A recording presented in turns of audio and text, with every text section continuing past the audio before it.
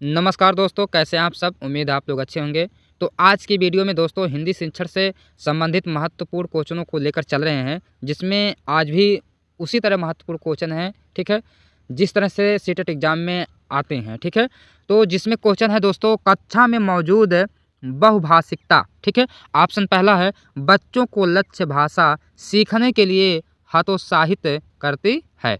Option दूसरा है, शिक्षक के लिए एक जटिल और कठोर चुनौती है। ऑप्शन तीसरा है, भाषा शिक्षण में बाधक है। और ऑप्शन चौथा है, भाषा शिक्षण में एक संसाधन के रूप में प्रयुक्त हो सकती है। अब देखिए दोस्तों, इस क्वेश्चन का राइट आंसर कौन सा हो सकता है, आप सब बताएं। इसका जो राइट आंसर होगा दोस्तों, वो हो जाएगा आपका ऑप्शन चौथा, भाषा शिक्षण में एक संसाधन के रूप में प्रयुक्त हो सकती है। ऑप्शन चौथा आपका राइट आंसर हो जाएगा, ठीक है। नेक्स्ट क्वेश्चन है, बहुभाषिक कक्षा के संदर्भ में आप इनमें से किस गतिविधि को सर्वाधिक उचित समझते हैं। ऑप्शन पहला है, स्वतंत्र शब्द को 10 बार बोलिए। ऑप्शन दूसरा है, सूर्य अस्त हो गया, वाक्य को 10 बार लिखिए। ऑप्शन तीसरा है, हिंदी पाठों में आए चिड़िया, पुस्तक, कुआं को आपकी भाषा में क्या कहते हैं, बताइए। और ऑप्शन चौथा है, लठ खत शब्दों के हिंदी रूप कंठस्थ कीजिए, ठीक है। यानी कि लठ खत शब्दों के हिंदी रूप कंठस्थ कीजिए। अब देखिए, इन ऑप्शनों में से इस क्वेश्चन का राइट आंसर कौन सा हो सकता है, आप सब चूज करें, बताएं कौन सा हो सकता है। इसका जो राइट आंसर हो जाएगा दोस्तों, वो सबसे बेटर ऑप्शन है तीसरा, हिंदी पाठों में आए चिड़िया, पुस्तक, कुआं को आपकी भाषा में क्या कहते हैं, बताइए। ऑप्शन तीसरा आपका राइट आंसर हो जाएगा, ठीक है। नेक्स्ट क्वेश्चन है, बहुभाषिकता, बहुत ही महत्वपूर्ण क्वेश्चन है दोस्तों, ठीक है। ये तो लगभग सीटेट में बहुत ही बार पूछा गया है, ठीक है। तो जिसमें ऑप्शन है दोस्तों, पहला, भाषा सिखाने में बहुत बड़ी बाधा है। ऑप्शन दूसरा है, भाषाई समृद्धि को खतरे में डालती है। ऑप्शन तीसरा है, भाषा सीखने में बाधा उत्पन्न करती है। और ऑप्शन चौथा है, भाषा सीखने में एक महत्वपूर्ण संसाधन है। अब देखिए दोस्तों, इस क्वेश्चन का राइट आंसर कौन सा हो सकता है, आप सब बताएं। इसका जो राइट आंसर होगा दोस्तों, वो हो जाएगा ऑप्शन चौथा, भाषा सीखने में एक महत्वपूर्ण संसाधन है। ऑप्शन चौथा आपका जो है राइट आंसर हो जाएगा, ऑप्शन चौथा, ठीक है। नेक्स्ट क्वेश्चन है, समावेशी शिक्षा के संदर्भ में भाषा शिक्षण के लिए अनिवार्य है। अब क्या अनिवार्य है, ऑप्शन देखेंगे। पहला, विभिन्न प्रकार की गतिविधियों का उपयोग। ऑप्शन दूसरा है, व्याकरणिक संकल्पनाओं का अधिकाधिक अभ्यास। ऑप्शन तीसरा है, एकांकी शिक्षण में सभी की भागीदारी। ऑप्शन चौथा है, भाषा कौशलों का उपयुक्त अभ्यास। भाषा कौशलों का उपयुक्त अभ्यास। अब देखिए दोस्तों, इस क्वेश्चन का राइट आंसर कौन सा हो सकता है, आप सब फटाफट बताएं। इसका जो राइट आंसर हो जाएगा दोस्तों, वो हो जाएगा आपका ऑप्शन पहला, विभिन्न प्रकार की गतिविधियों का उपयोग। ऑप्शन पहला आपका राइट आंसर हो जाएगा, ठीक है। नेक्स्ट क्वेश्चन है, प्राथमिक स्तर पर बहुसांस्कृतिक पृष्ठभूमि वाली कक्षा में बच्चे लक्ष्य भाषा के परिवेश से भाषा अर्जित करते हुए। ऑप्शन पहला है, लक्ष्य भाषा की अपनी भाषा से तुलना करते हैं। ऑप्शन दूसरा है, धीमे धीमे भाषा के रचनात्मक प्रयोग का अभ्यास करने लगते हैं। ऑप्शन तीसरा है, उसे शुद्ध अशुद्ध रूप से पहचानते हैं। और ऑप्शन चौथा है, व्याकरणिक नियमों की शुद्धता को परखते हैं। व्याकरणिक नियमों की शुद्धता को परखते हैं। अब देखिए दोस्तों, इस क्वेश्चन का आंसर कौन सा है, आप सब सर्च करें। इसका जो राइट आंसर होगा दोस्तों, वो हो जाएगा आपका ऑप्शन दूसरा, धीमे धीमे भाषा के रचनात्मक प्रयोग का अभ्यास करने लगते हैं। ऑप्शन दूसरा आपका राइट आंसर हो जाएगा, ठीक है। नेक्स्ट क्वेश्चन है, एक बहुसांस्कृतिक कक्षा में आप एक भाषा शिक्षक के रूप में किस बात को अधिक महत्व देंगे। ऑप्शन पहला है, बच्चों को भाषा प्रयोग के अधिक से अधिक अवसर देना। ऑप्शन दूसरा है, पाठ्य पुस्तक के प्रत्येक पाठ को भली भांति समझना। ऑप्शन तीसरा है बच्चों को व्याकरण सिखाना और ऑप्शन चौथा है स्वयं शुद्ध भाषा प्रयोग। अब देखिए दोस्तों, इस क्वेश्चन का राइट आंसर कौन सा होगा आप सब बताएं सर्च करके।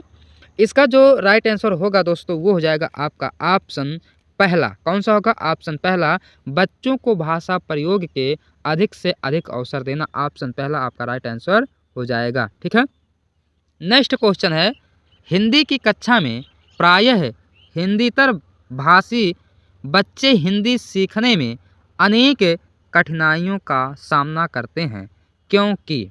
ऑप्शन देखेंगे, पहला ऑप्शन है प्रायः हिंदी और उनकी मातृभाषा की संरचना में अंतर होता है।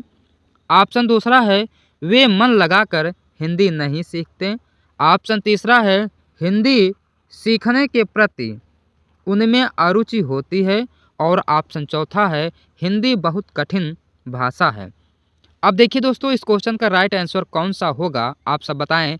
इसका जो राइट आंसर हो जाएगा दोस्तों वो हो जाएगा आपका ऑप्शन पहला, प्रायः हिंदी और उनकी मातृभाषा की संरचना में अंतर होता है।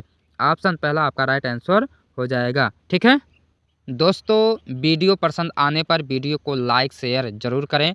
नेक्स्ट क्वेश्चन है, मातृभाषा या क्षेत्रीय भाषा का प्रयोग शिक्षा के सभी उच्च स्तरों तक जारी रहना चाहिए क्योंकि। ऑप्शन पहला है मातृभाषा या आसपास की भाषा में उच्च दक्षता का स्तर, बेहतर संज्ञानात्मक विकास, अंतर्वैयक्तिक संवाद कुशलता व सैद्धांतिक स्पष्टता को बढ़ावा देने में महत्वपूर्ण भूमिका निभाता है। ऑप्शन दूसरा है ऐसा करना अंतर्राष्ट्रीय संबंधों में विस्तार के दृष्टिकोण से सर्वाधिक आवश्यक है। ऑप्शन तीसरा है मातृभाषा में बच्चों की रुचि अधिक होती है और ऑप्शन चौथा है केवल मातृभाषा के जरिए ही बच्चों के संज्ञानात्मक विकास एवं संवाद कुशलता को बढ़ाया जाता है।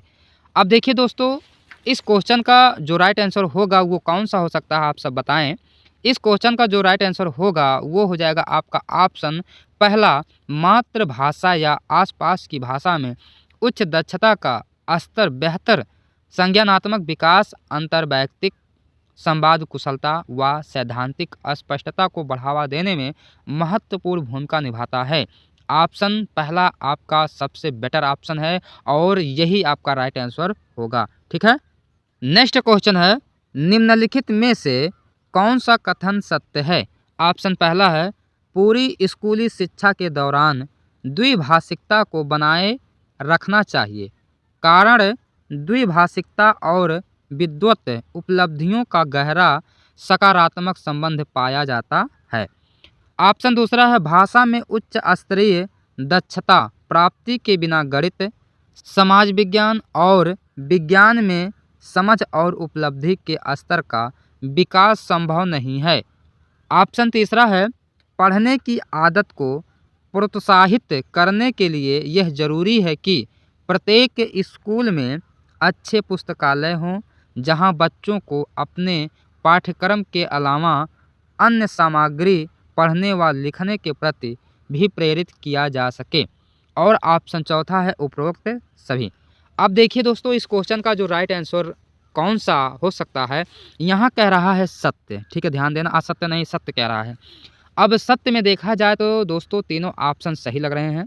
ठीक है, तो इस प्रकार से इसका जो राइट आंसर हो जाएगा दोस्तों वो हो जाएगा आपका ऑप्शन चौथा, उपरोक्त सभी ऑप्शन चौथा राइट आंसर हो जाएगा। ठीक है, नेक्स्ट क्वेश्चन है 1968 के त्रिभाषा सूत्र में वर्णित द्वितीय भाषा का तात्पर्य क्या है? क्वेश्चन है 1968 के त्रिभाषा सूत्र में वर्णित द्वितीय भाषा का तात्पर्य क्या है? ऑप्शन पहला है मातृभाषा, ऑप्शन दूसरा है क्षेत्रीय भाषा, ऑप्शन तीसरा है हिंदी भाषी राज्यों में मातृभाषा एवं क्षेत्रीय भाषा को छोड़कर कोई भी अन्य आधुनिक भाषा या अंग्रेजी, ऑप्शन चौथा है गैर हिंदी भाषी राज्यों में अन्य आधुनिक भाषाओं एवं अंग्रेजी को छोड़कर मातृभाषा या क्षेत्रीय भाषा ठीक है। अब देखिए दोस्तों, इस क्वेश्चन का जो राइट आंसर होगा वो कौन सा हो सकता है, सबसे बेटर ऑप्शन उसको आप लोग चूज करें। इसका जो राइट आंसर हो जाएगा दोस्तों वो हो जाएगा ऑप्शन तीसरा, हिंदी भाषी राज्यों में मातृभाषा एवं क्षेत्रीय भाषा को छोड़कर कोई भी अन्य आधुनिक भाषा या अंग्रेजी। ठीक है, ऑप्शन तीसरा आपका राइट आंसर हो जाएगा। ठीक है, तो दोस्तों मैं समझता हूँ कि ये वीडियो आप सबको पसंद जरूर लगा होगा, तो इस वीडियो को लाइक शेयर जरूर करें।